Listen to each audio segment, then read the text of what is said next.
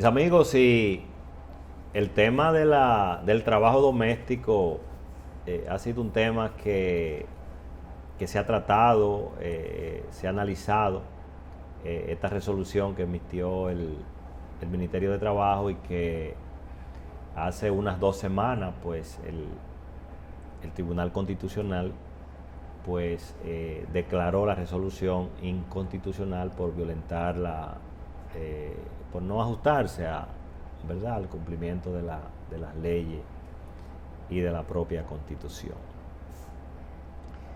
Y la verdad, Susana, que cuando vemos este tipo de decisiones, uno hace una reflexión porque fíjate que aparte de que el Tribunal Constitucional pues está obligado a hacer una lectura del apego de las decisiones desde el punto de vista de la propia, ¿verdad?, de las propias coincidencias de las leyes y su apego a la propia Constitución. Y de hecho, fíjate que el presidente de la República en una declaración decía que ha sido un revés hacia lo que es el beneficio ¿verdad?, de las trabajadoras y los trabajadores domésticos. Y yo diría, Susana, que el tema es un tema oportuno, de revisarse, pero siempre hemos comentado que debe de hacerse en base a una realidad que subsiste en una sociedad específica.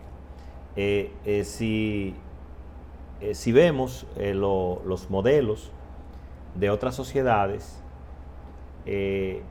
vamos a encontrar cosas que son coincidentes, pero muchas que nos distancian.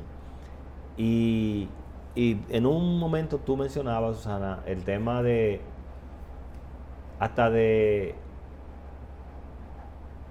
del nombre, de cómo se titula, por ejemplo, a esa colaboradora doméstica en NACO o en los Minas o en los Alcarrizos. O sea, que conversábamos, la muchacha, por ejemplo, que tiene que salir a trabajar, que tiene que buscar a una muchacha del barrio para que le colabore. Le colabore con la niña, con los niños, y cocine, y etcétera.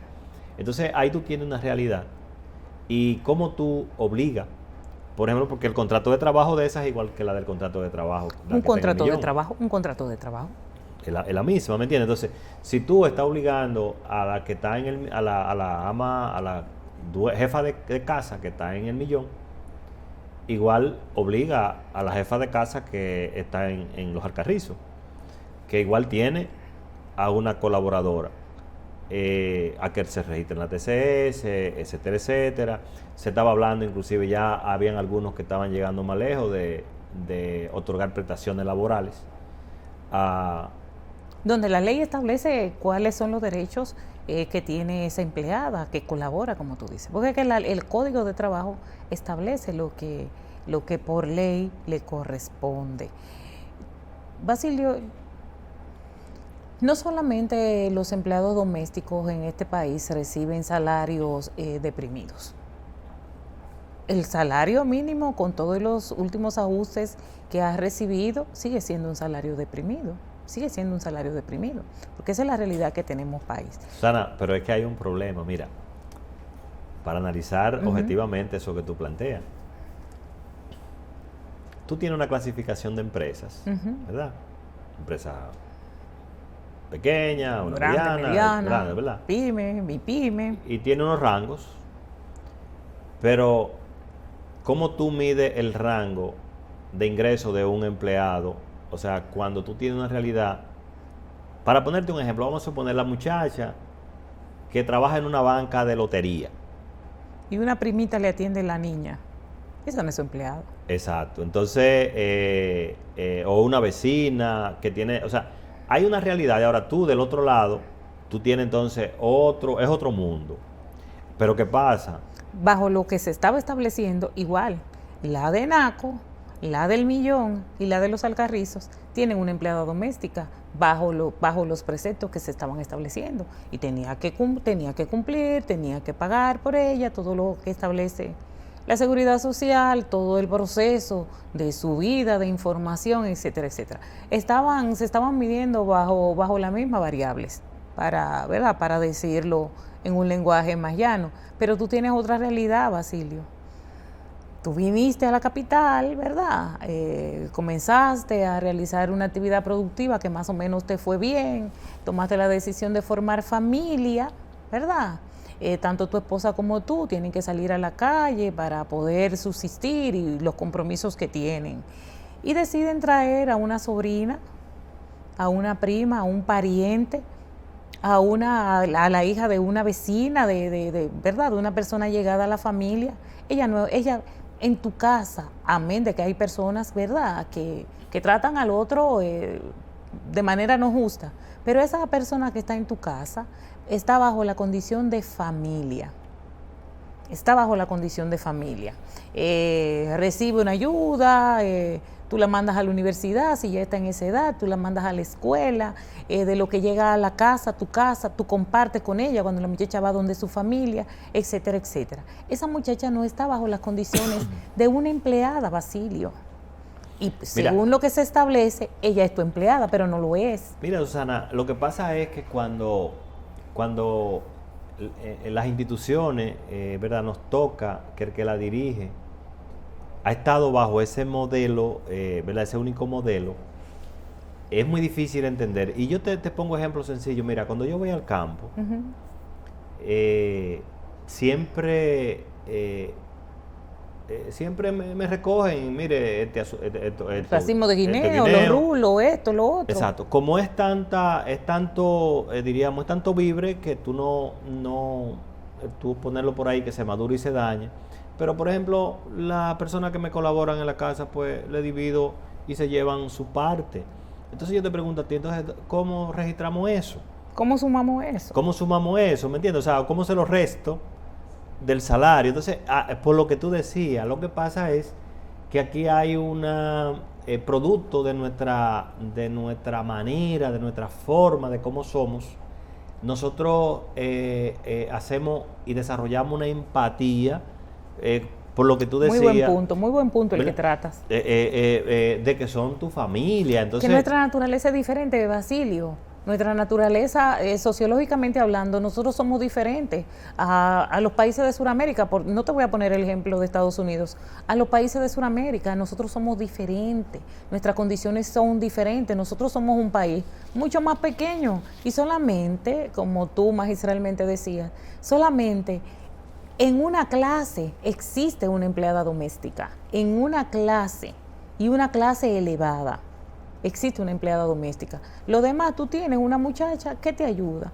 Muchas veces es un pariente, lejano o medio cercano. Sí. Y aunque sea ese empleado, pero sigue siendo esa relación, o sea, estrecha, afable. Que yo entiendo que sí, o sea, hay que legislar para crear mejores condiciones. Estamos de acuerdo. Pero atendiendo a esa realidad social que tenemos, porque, y eso estamos hablando, diríamos, mirando el entorno de las mismas clases que tenemos, esa clase media baja, esa clase media y esa clase media alta que tenemos, porque tenemos 3 clases medias en una.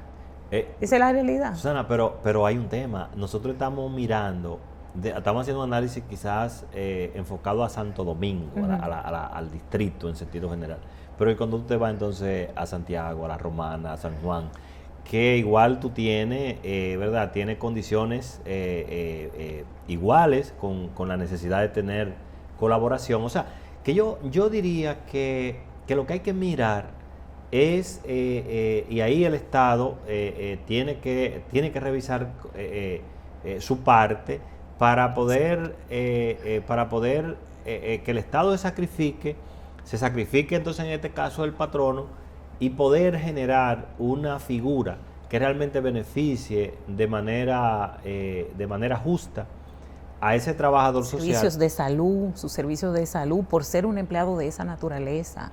Claro, claro, porque de hecho yo te diría Y tú tienes un SENASA subsidiado, ¿y por qué no pueden entrar a ese SENASA subsidiado, por ejemplo? Pero hay un tema, Susana, por ejemplo, ¿cómo debería ser el modelo o que tú puedas agregar como tu dependiente a ese trabajador? Excelente. O sea, que tú lo puedas... Excelente, O sea, tú sin tienes a un tus costo hijos, adicional y a ella también. lógicamente tú tienes a tus hijos, entonces como hay, o sea, como no hay una condición de empresa per se, entonces debería de crearse el mecanismo que yo lo pueda agregar a él como un dependiente, así como agrego a mi papá o agrego... A mis suegros, o sea, los hijos de mi esposo. exactamente, etcétera, déjame etcétera. agregarlo a él. Y bueno, entonces ya tú tienes...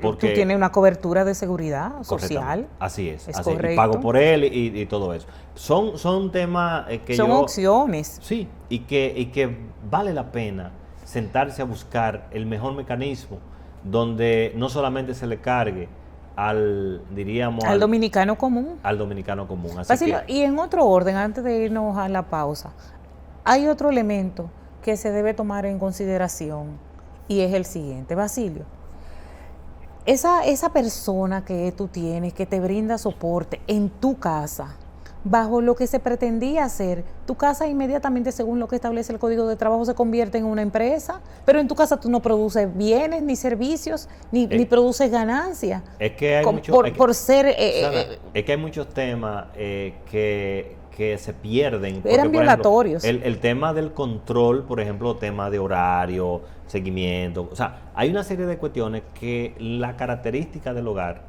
no se ajusta para asimilarla a una empresa. Y esos son de los temas que hay que ver. Así que vamos a estar atentos a esta discusión y nosotros esperamos que cuando se vaya a llevar el tema para convertirlo realmente en una posible ley, pues se evalúe nuestra realidad para que nuestros trabajadores domésticos puedan recibir lo que es justo. Nos vamos arriba y regresamos con otro segmento del programa.